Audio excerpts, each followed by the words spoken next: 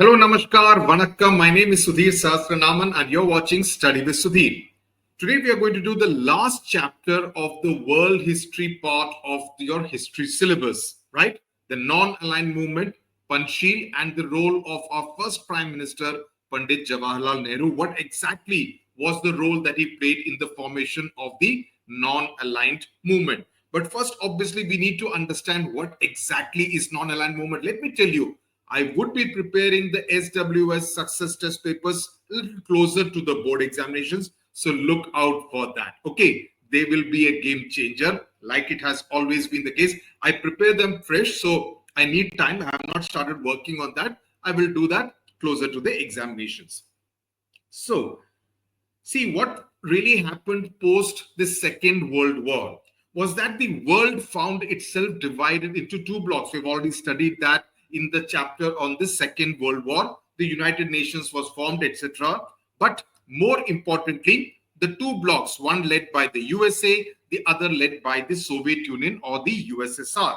So at this time, there were many countries which became independent, primarily countries like India, Sri Lanka, right? So we were all newly independent countries and we wanted to remain neutral. We did not want to be part of either the USA bloc or the USSR bloc because we had been under imperial rule, colonial rule for so many years that we once again did not want to be, under the thumb of another foreign power like the USA or the USSR. So that was the decision we took, that we will remain non-aligned, neither this side nor this side. And that led to the start of the non-aligned movement. Is this clear? So, what exactly do we mean by the term non-aligned movement? Now, the definition you would need to know for the sake of a 2-mark question answer. So, non-alignment is the international policy, keyword international policy of a sovereign state. Sovereign state, I have explained this to you many times in earlier chapter videos. Sovereign state essentially means a country which does not listen to order from a foreign country. We take our decisions independently. We do not listen to any other foreign power, according to which it does not align itself with any of the power blocks, USA, USSR. In today's day and age, it could even be China, which is emerging as a superpower. And at the same time, actively participates in world affairs. It does not mean that we are not bothered about what is happening in the world. No, we will still participate actively in order to promote international peace, harmony, and cooperation. But we are not in this camp or in this camp. We are independent. That is essentially the concept of non-alignment, right? In today's day and age, the concept may seem a little outdated because can you really be non-aligned? But I think India has proved itself to be non-aligned because when the Russia-Ukraine war broke out, we took a stand that we are obviously against war, but that did not prevent us from doing things in our own national interest. We were not on Russia's side, we were not on Ukraine's side, but we were talking to both Zelensky and Putin, right? So we also talked to China, we also talked to the USA, right? So we are in conversation with everyone. We are everyone's friends, but we are not in any specific camp. We are not part of the USA camp the way many European countries are. So the first aspect of non-alignment is that the country is not aligned to any of the power blocks. The second one is that you're opposed to military alliances like the Warsaw Pact, like NATO. NATO is the USA military pact. Warsaw Pact is of the USSR. So you are opposed. We will not join any military pact. Then the country retains freedom to take independent foreign policy decisions. We decided to buy oil from Russia, even though America was unhappy about that and imposed tariffs. But we think that it was in our country's interest to do so. Then actively participate in politics among nations.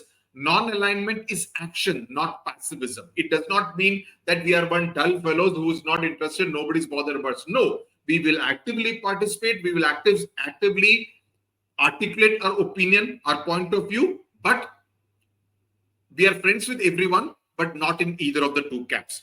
Then we uphold the rights of the people for freedom and justice. The interest of the people comes first. Now, what are the objectives of the non-aligned movement? This is part of your syllabus. You need to know this. To keep away, and this was, talking from the point of view of what happened when it was formed in the 1950s. Okay, so to keep away newly independent countries, 50s, early 60s, from superpower rivalry and preserve their independence. That was the main thing. This one is very important. So if you get a 3-mark questions on objectives of NAM, the first 3, 4, you need to definitely write. You cannot write 5, 6, 7 and say that I should still get numbers. No, marks.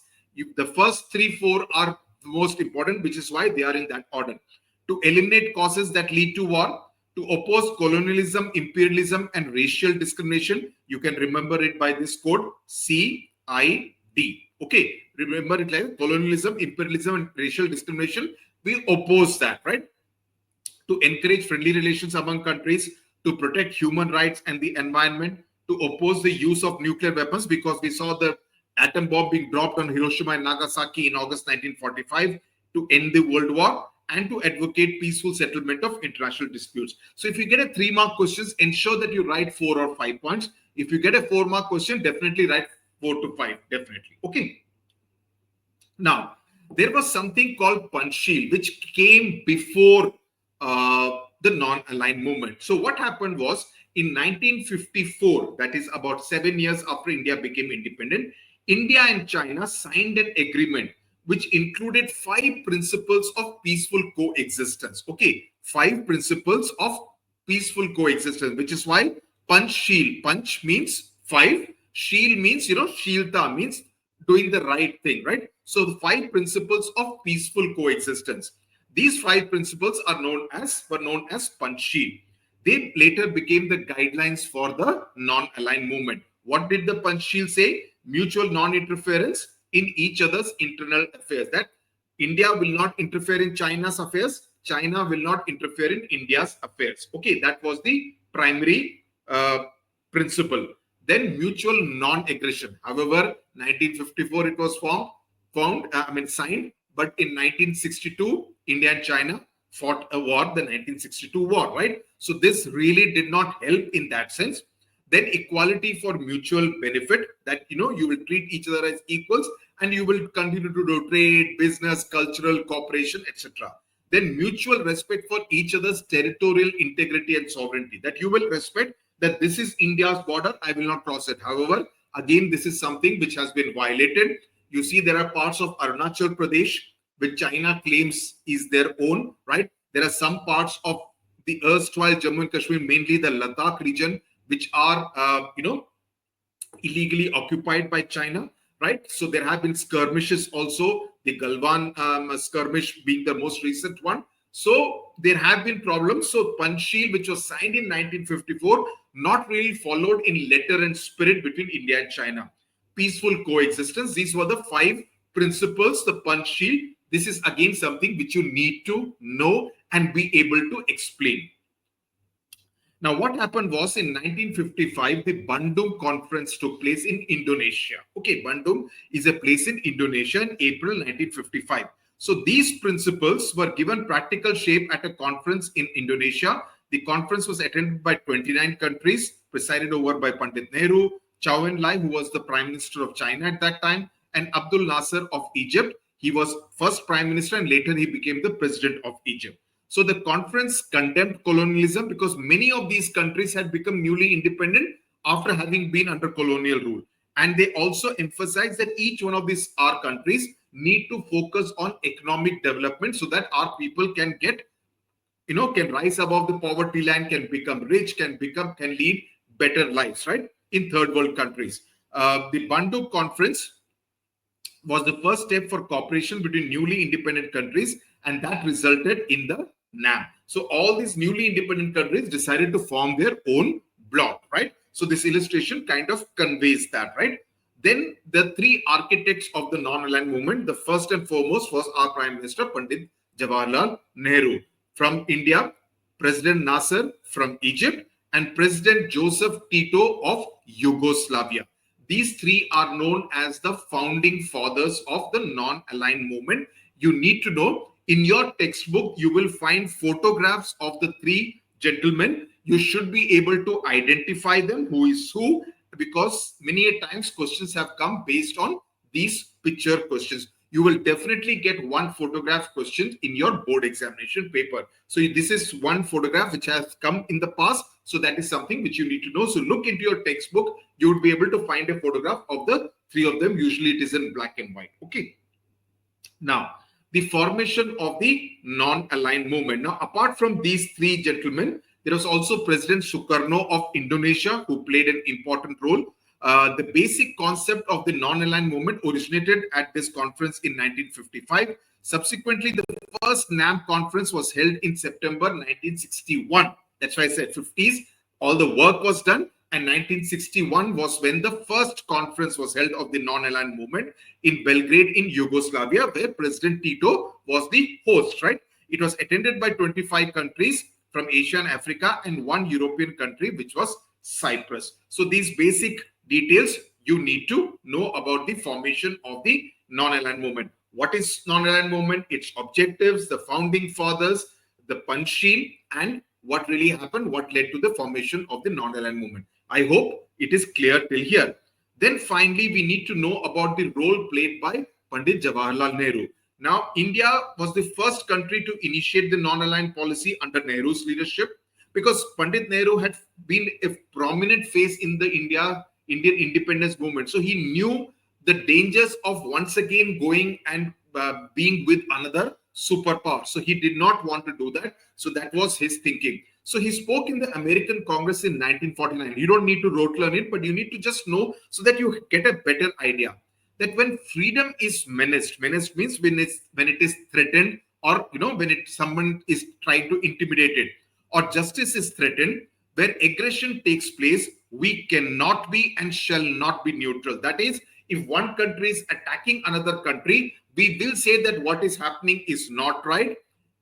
We will condemn it. We will say that this should not happen. The aggressor country should move back. So we will not be neutral. Our policy is not neutralist, but one of active endeavor, means actively trying to preserve and, if possible, establish peace on firm foundations. So he's saying that we are for peace, but when we are for peace, we do not need to be with one of these two camps. We can be neutral and yet play an active role in establishing peace and harmony in the entire world. Is this clear?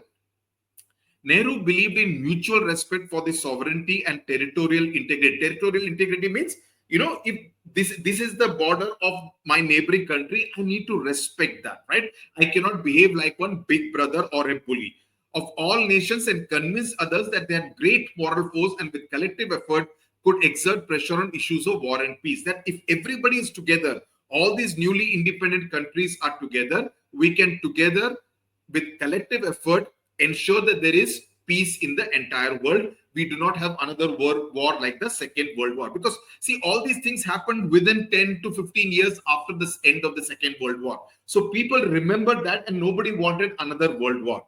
Then Nehru is also acknowledged as the greatest spokesperson for neutrality of Asian and African countries in the Cold War era, right? He did not want to surrender to the right of individual opinion, that why should I listen to America or why should I listen to the USSR? I can be friends with both, but I would not need to be part of the NATO or the Warsaw Pact.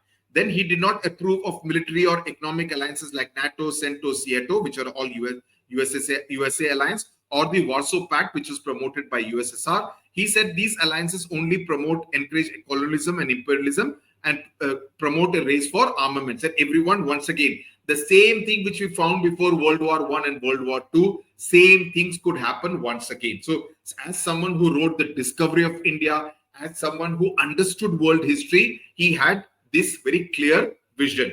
Under Nehru's leadership, India, called on member nations to take diplomatic and economic steps against South Africa, which was promoting apartheid, which means racial discrimination against the blacks who were there in South Africa. So many a times, in fact, I remember we had to play a Davis Cup final against South Africa. We said we will not play, right? India could have done very well. India could have actually won that particular Davis Cup title. So that's how Nehru's philosophy guided the countries, the young country like India's worldview about what it should do in the first 10 to 20 years after independence. And in 1963, India also signed a treaty to ban atomic tests. No more Hiroshima, no more Nagasaki. Of course, the world has changed ever since 1974. We ourselves did nuclear testing again in 1998. Pakistan is also now a nuclear power. So the world has, of course, changed. And here I'm talking about 1950s. I'm talking of something which happened, 65, 70 years ago, right? But you need to know this history as to what really happened post the Second World War in order to get a better idea about what kind of world we are living in. So if any events take place now, you need to understand the historical background to it, the historical context. With this, we come to the end of our portion on world history. I hope you have seen all the videos. I really believe the videos that I've done fresh in English are very high quality videos with very high quality illustrations. And I think I have managed to, do it in such a way that will really kindle your interest in being able to not just understand history, but appreciate it and enjoy it while studying as well. Okay. Thank you very much. Tata, bye-bye, namaskar. Subscribe to the channel and wait for the SWS success test papers. Bye-bye.